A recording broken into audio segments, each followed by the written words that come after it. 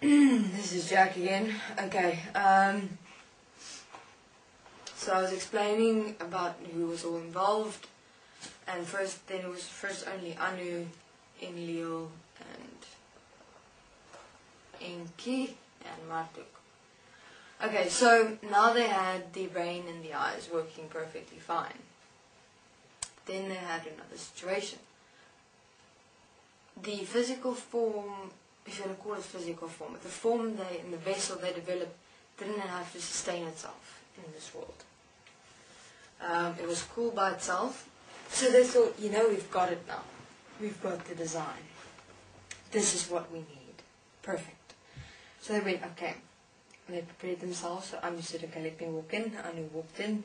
He said, it's not working. He can see through it.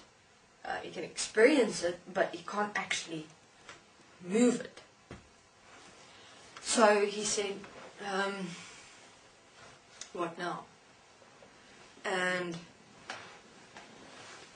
they pondered. They looked at the whole situation, and the Atlanteans were stumped for a moment, and they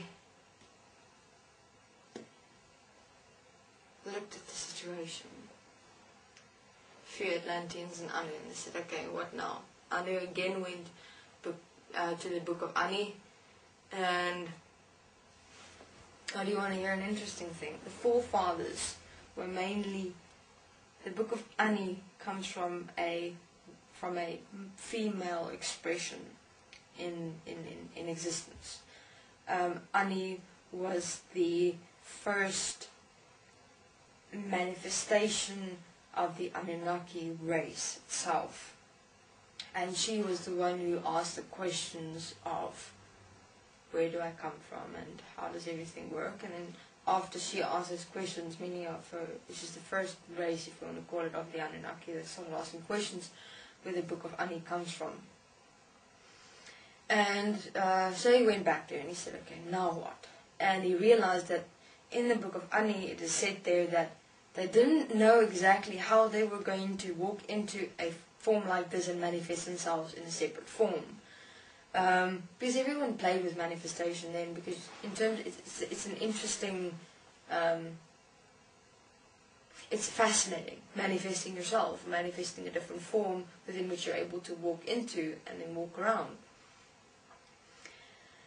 And so along came none other than the Syrians at this point of time. And they said the following: you require something inside this physical, in this form, in this vessel, okay? So that this vessel sustains itself, so that you don't have to sustain it, but you can just walk in and power it, meaning take it over as a force, as that which makes it move. An essence of and he said, is it like an essence of a machine? And of course, I didn't understand what he meant by machines, but Syrians themselves were very much in machine-like development and forms. Their planet was also very system-like. And that's how basically they worked or existed on their planet. They had manifestations of machines, and they were that which powered and moved them accordingly. So he said, that's what you need inside it. And I said, okay, well, how is this going to work? Do we really need to do that? Because I just need to find a point where I'm able to just walk in and move this form, because it's not working. And he said, trust me, put in something that has to sustain itself, and then you can walk into that and just be like that essence, that source which powers that system inside it. He says, well, why must it be that way? Because I'm not that, I don't look like that. I'm here completely one. And he said, well, do the following. Remember, you're walking into something. You are not that something, that form. You're not that what you're putting in there.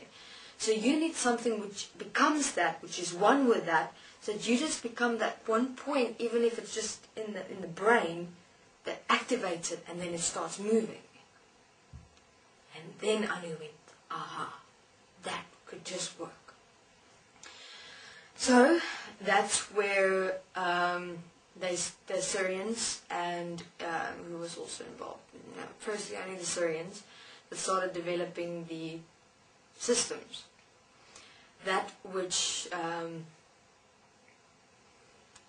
assist this form to sustain itself in on this planet. Now, where did they get their ideas from? The Syrians manifested themselves mechanically, systematically, from their planet in their world. In other words, basically what they did was they placed that which that Anu and them themselves consisted of and existed as into a physical manifested system form.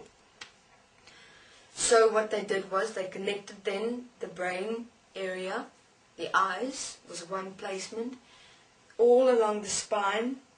So if you have the skeleton and they placed in like a metallic system inside it, which was penetrated like a pin inside the center of the skeleton, also around the skeleton. So that was basically the foundation of the system. Okay, and then what they did was they had the center point inside the brain area, which was like an antenna. Okay, now that was the point which would activate this entire form to move, to sustain itself, and you are that which make this form think, that which make this form do, that which moves this form accordingly, that which makes this form speak. That's you. But you're not the form. So I was explaining, so the form itself, I don't know if I've covered this, but I'll cover it again if it's necessary. You've asked the question of where the form itself derived from. So the form itself is sound. The form itself was developed from sound. Okay, I'll cover that in my next interview. Thanks.